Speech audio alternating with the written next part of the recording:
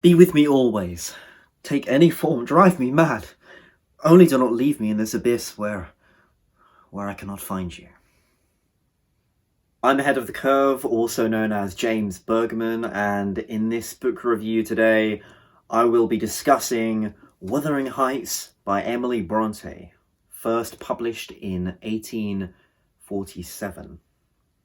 So, where do I begin with this piece? I actually had a very difficult time reading it, actually, when I first picked it up. For the first week, I sort of was reading it, but half the time I didn't know what I was really reading. I was kind of confused, and this was really strange because you guys know me, I read classics a lot, right? And it felt strange that I didn't really know what was going on, because that sort of thing happened to me when I first read Dostoevsky, and I thought, well, I'm kind of past the point in classics where I am just clueless, right? At least I have some sort of disposition somewhat in reading these types of books. But I must admit, Wuthering Heights took me really off guard, and it wasn't in a bad way. It was in the best possible way in terms of being confused, if that makes any sense. What was interesting was that I went into the book with a certain expectation. I have heard like teenage girls talking about Heathcliff and like shipping Catherine and Heathcliff, all that sort of thing. So I thought it would be not a light read, but in comparison to Dostoevsky, I didn't think it would be on the same, using the same kind of language. Now, obviously, they were written, Dostoevsky's books and Wuthering Heights was written in the same sort of time frame. Obviously, one Russian, one English. I did feel like, in a weird way, Dostoevsky, they just felt similar, right? Dostoevsky's writing style and Bronte's writing style. And I think it's just because, now I know with classics, there tends to be a lot of characters sometimes, but I really felt like what reminded me of them both and why I'm contrasting them. And I only do this in a superficial way. What I mean is that obviously there was a lot of characters, there was different points of views, and yeah, that kind of led to some confusion early on for me. But yeah, and it was basically, it's really strange because, so I read the first 100 pages of Wuthering Heights, right? And I was like, look, this is great, but I don't really get what's going on. I learned that, yeah, I wasn't a complete idiot, that the book is actually pretty difficult to read and to get your head around on the first reading because of the complex perspectives being told. And not to say that they're complex, it just felt complex because I suppose I haven't read. Yeah, as I said, I wasn't going into this book thinking it was going to be what it was going to be. I was sort of neutral, but I had this understanding that, teenage girls could read it, basically. So I thought it wouldn't be as difficult to understand, basically. And that was a grave mistake because, so I went straight back to the first bit of the book and I was like, yeah, I am 120 something pages in. But I'm going to be honest, like, I know that this book is great, but even though I didn't understand, let's say, half of what was going on, because it just felt confusing to me. So I went back straight to the beginning, and from then on, just everything clicked. And I was like, okay, all right, so that person is that, okay, I'm remembering that person's name, I'm remembering who they are, because like with Dostoevsky's pieces, even though I've read a few of his by now, I don't really, it's hard for me to remember everybody's name, and so it was a lot like that with Wuthering Heights at first. But when I sort of read it again on my second reading, because the first time I had gone up to 100 pages and I restarted, as I said, and things were just a lot clearer to me. I'm glad I did that because, I suppose there's always a part of us, I don't know if you guys can relate to this, but there's a part of us that is a bit into a book and there's this creeping feeling that maybe I need to go back straight to the beginning because I'm not doing it justice, right? I'm not understanding the narrative as much as I could. And I really felt that way with Wuthering Heights. And honestly, the book is great. I know that I've gone straight into the piece in this video, but oh my god, like Wuthering Heights, it is so good. it's a masterpiece. It's a literary masterpiece. But the weird thing is as well, I mean, of course it's existential in parts, and of course it's got its dark themes, but overall, you know, well, it's contentious to call it a love story. I've seen somebody call it an obsession story. What is love but obsession, really, to some extent? You know, because obsession, like love, is irrational, so perhaps you could tie them both together in the same way. And, you know, even on my first reading, right, Heathcliff was the most poignant to remember. He was the most interesting immediately. And on second reading, you know, it's on fractional second reading, I'll say that with a asterisk by it. Yeah, Heathcliff is just more and more interesting as you get through the book. And I've realised that I haven't actually talked about the plot. I've just plunged straight into it. Okay, well, for those who are very, very confused, yeah, my book doesn't really have a description. Anyway, okay, well, this book is about two families, the Earnshaws and the Lintons, and it's a sort of about a love triangle between Heathcliff, Catherine, and Linton. And yeah, I mean, the thing is, the story is very, very deep. It's very in depth, and so it's hard to kind of define in one sentence. With this kind of book, and to be fair, like with other pieces I read, I don't really go into it knowing even what it's about. Like, I didn't, as I said earlier, I was kind of blind to what Wuthering Heights was. I don't know, I thought it was a more sophisticated version of 50 Shades of Grey, you know, something like that, right? Apart from that, I didn't really know what it was about. I just read it because it's been recommended to me. It's obviously a very famous piece. I've heard of Heathcliff, as I said, and yeah, it lives up to the hype. You know, it's funny because on Goodreads, it's like a 3.8 out of 5 rating. And, you know, in a way that doesn't surprise me. Because when you read classics, you have to understand that it's a certain style of writing. Now, the thing is, somebody could objectively say, like, look, this is a great book, this is great writing, but it's another story actually reading a piece and actually enjoying it. And that is the difficulty with classics, in some sense, is that you have to be in a certain mentality to enjoy the book as you go through it, but also appreciate the struggle that comes with it. And that's something that I really like doing with philosophy and literature and so on. But obviously some people don't like that, and classics are notoriously long. Sometimes Dostoevsky, again, pops into my mind. And this book, it's not to say that it's long, but it is very developed in its characters and its plot. And I understand somebody who would say it wasn't for them, right? I understand that.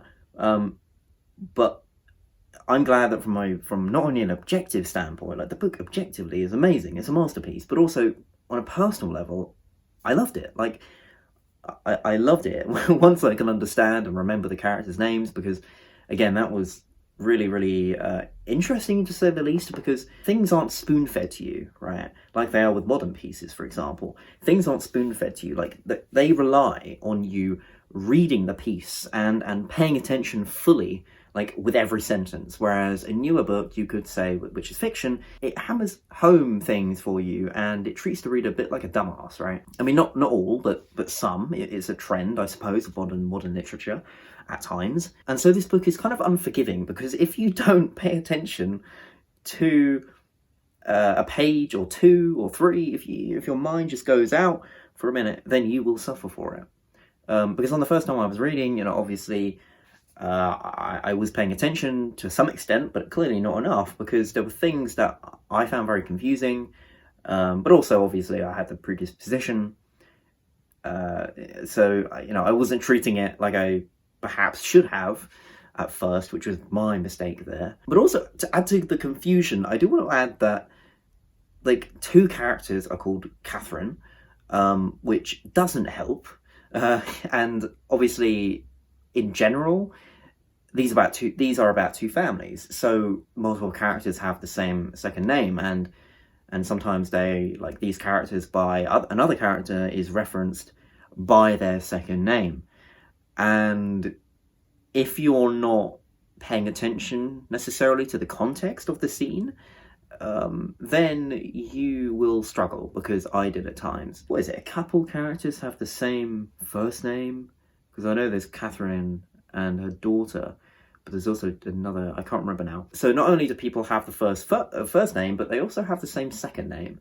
And I don't know if this is sounding melodramatic, but and it's not a problem with the book, it's just my experience. It was kind of jarring at first, because, you know, my short-term memory isn't great as it is, and so it kind of takes longer for me to learn like certain characters if it's a really dense and large book in its narrative. So admittedly, it did take me a while to actually memorize these different characters, because, for example, and oh my god, I'm so glad that in Dostoevsky, and I know I'm mentioning Dostoevsky quite a lot, but again, I do find that there are some similarities. But in Dostoevsky's pieces, at least sometimes they give you like a character list at the end of the book, and they there's like 15 different characters or 20 different characters.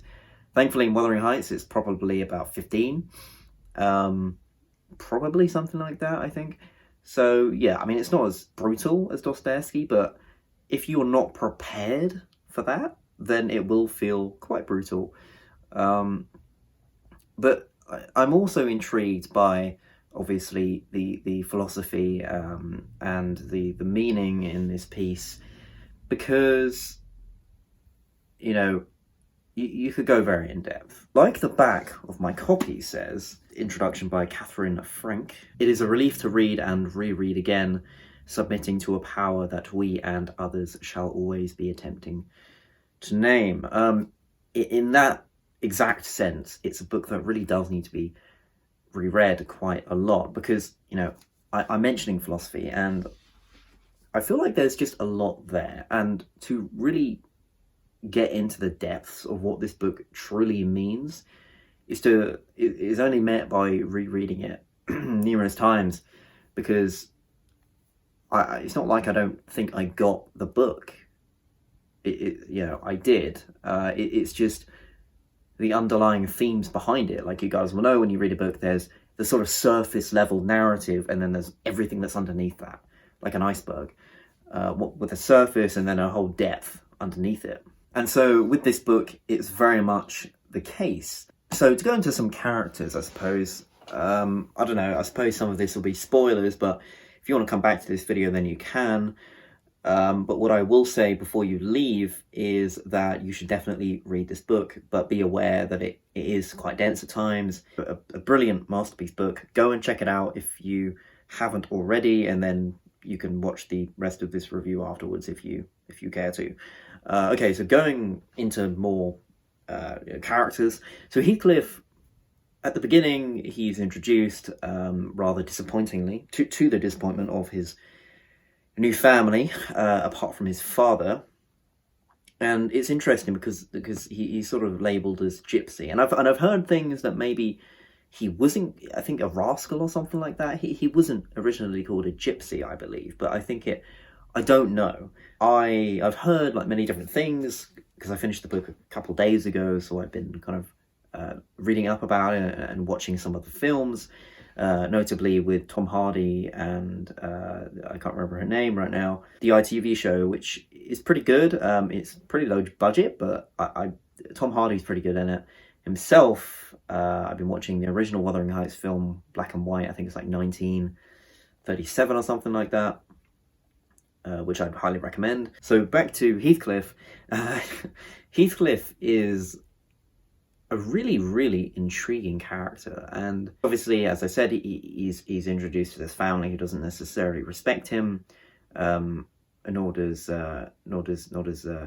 Nellie at first, but she grows on him and so forth.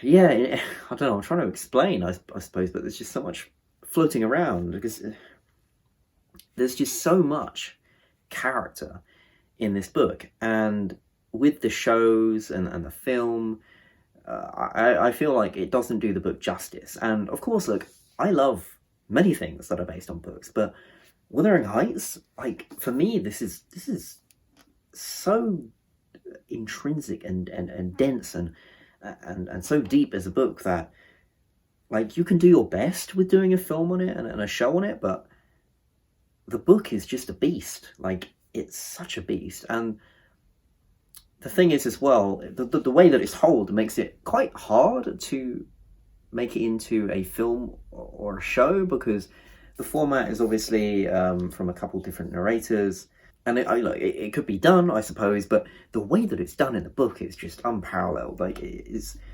I was reading this piece and I was just like, Emily Brontë, like, just, this is the only book that she wrote, and I in a way, this is the only book she ever needed to write, because that's how profoundly it changed literature in some sense. Like, it is, like, quite literally, it is a pillar of literature. Like, this is one of the greats, and it's one of the greats for a reason. By the way, I've got a beautiful edition, and it's by Everyman Library. Here it is. Yeah. So I just want to shout out Everyman Library. Honestly, beautiful. It was actually a mistake, me getting that particular edition, because I originally was going to get like a penguin one to suit those other ones, but I don't know, I ended up getting the Everyman edition, and I was like, oh, well, I hope I like the book, because I don't want to have a great edition of it and think it's kind of mediocre.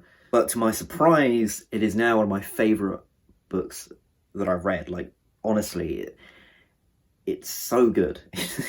It's just so good. Like, again, I kind of feel like it wouldn't be for everybody, but I think anybody who likes literature in general and can appreciate amazing writing and great storytelling and great characters, then, like, yeah, generally speaking, that person should really like this book. But again, and the thing is, with the narrative, as I said earlier, I was kind of skeptical. I was like, I didn't really know what this was about. I just heard about these characters momentarily, but this piece is extremely dark and existential, and it raises so many questions as well, such as it has commentary on sort of abuse and all sort of things. And also there's an element of the unreliable narrator in the piece as well, which I find to be very, very interesting, because when a book is written by this unreliable narrator, which in this case it's obviously Nellie, and also the Mr. Lockwood, who is at the beginning of the piece as a sort of an observer. He plays the part of the reader, because he's the one in the ignorance, in the position of ignorance, and he's getting taught by Nellie all these family secrets. But the interesting thing is that you close the book, but then you realise, well, how true was Nellie to the story? Because obviously somebody would put themselves in the best light possible. If they were talking about something, they wouldn't want to, I guess, put themselves down as such. Although I found Nellie, in all fairness, to be a very genuine biographica. I thought biographica. Yeah. Anyway, she did a good job of noting down and clearly remembering everything. Yeah. So it felt like she was honest, but I like that kind of question, which is, well, how much of it is true? How much of it could be mistaken? From a reader's perspective, that was very interesting. So I want to once again go back to Heathcliff in particular, shock horror. So I really enjoyed his character journey, his I suppose his life as we follow it. Now, what I found interesting is that it's a classical example of the abused becoming the abuser, and Bronte just, it's indescribable to me how she understands human nature so well, and I think she wrote this when she was like 30 or something. Like, to write this book, you have to understand human nature, you have to understand, like, psychology. There's commentary on, like, death and other existential themes.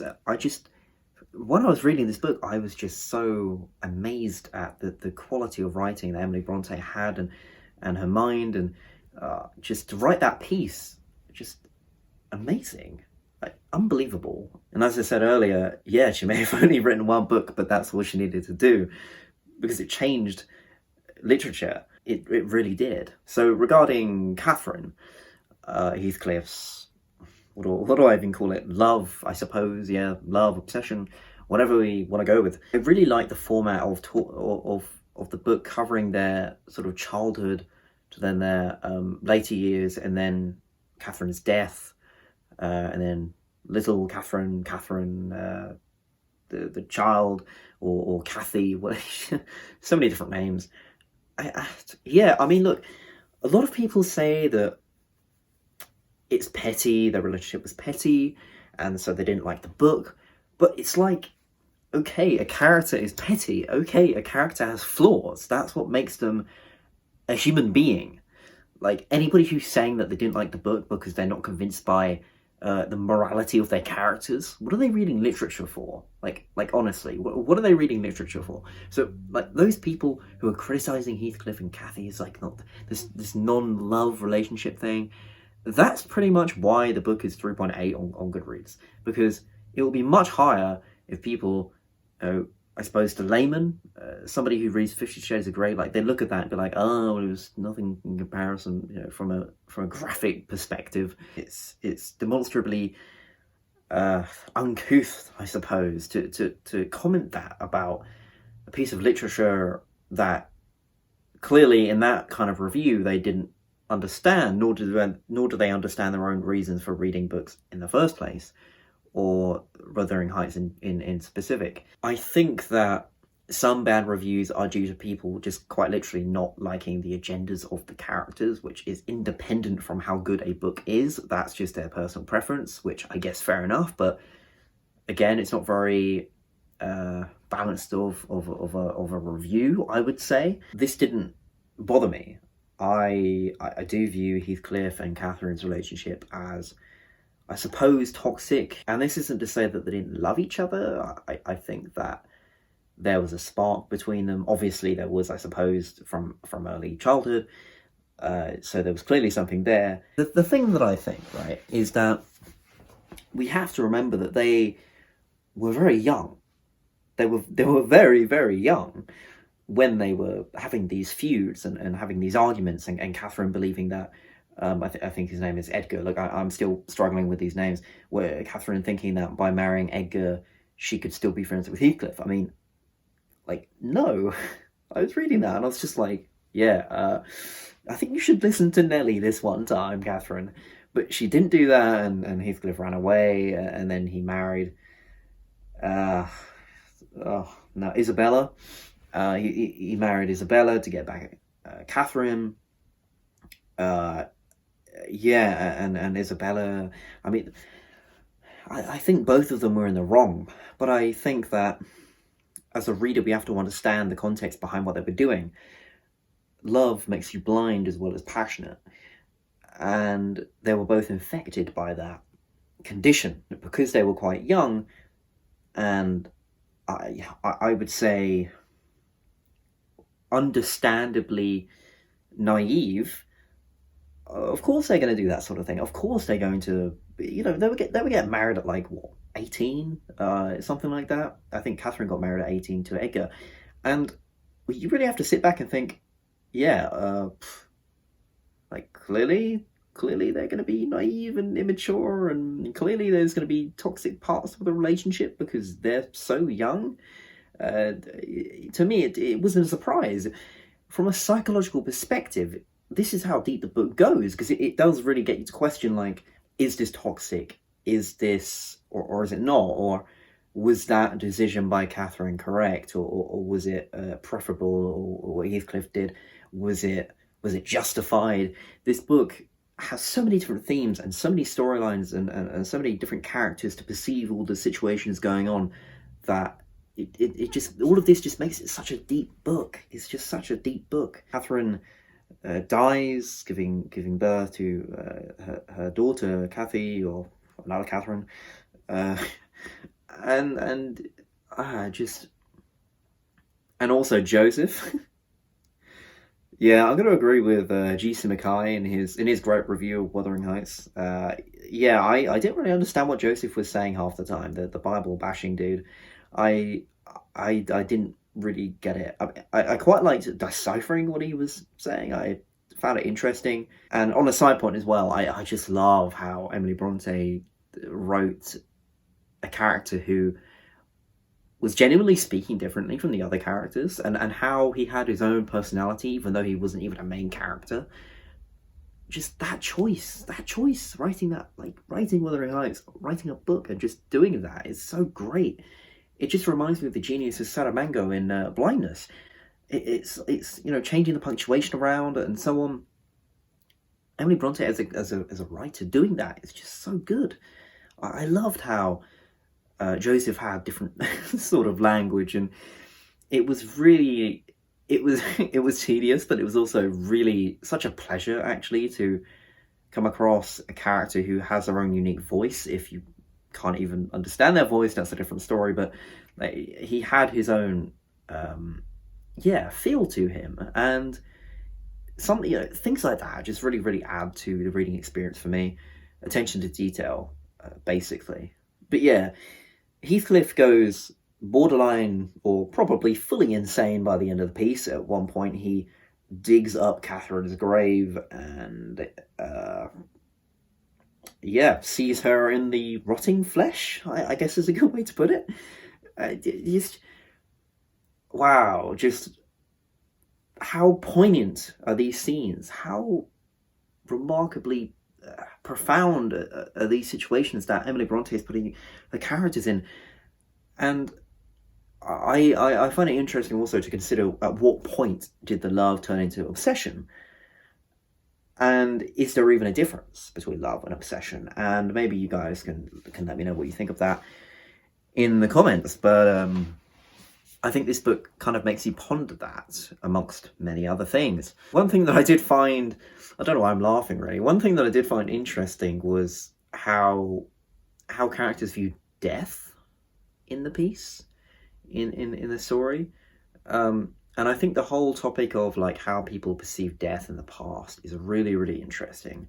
There's a pretty decent book called Being Mortal by Atul Gawande, which I've reviewed. Probably recommend that if you're interested in the history of death and people's attitude to death, case studies and so on. Pretty interesting read. It made me think, right, that people in the past, death was viewed very differently. Because back then, you could die practically any second. Like, you could get, like, if you got TB, if you got tuberculosis, you were done. Antibiotics weren't around. There weren't these miracle cures. There weren't all of these sort of things that you could get solved very easily in terms of medical health. And so if you had an illness and it was fatal, you were going to die. It was just a matter of when you were going to die. And when I was reading the piece, I was kind of like, oh, that person died pretty mysteriously, pretty quickly. And nobody's kind of questioning what they died of. And I'm actually like, afterwards, I was like, am I being dumb? Like, the reason why it was so mysterious is because it was mysterious. And not only was it not necessarily mysterious, but it wasn't also uncommon for people to just die. Because that was how it was. Like with Isabella's death, I believe. I think she had, I may be completely wrong, I think she had some sort of some cancer of the brain or something like that. I don't know. But it was something that felt very abrupt, basically. And I was kind of like, that's weird. Why wasn't this talked more about?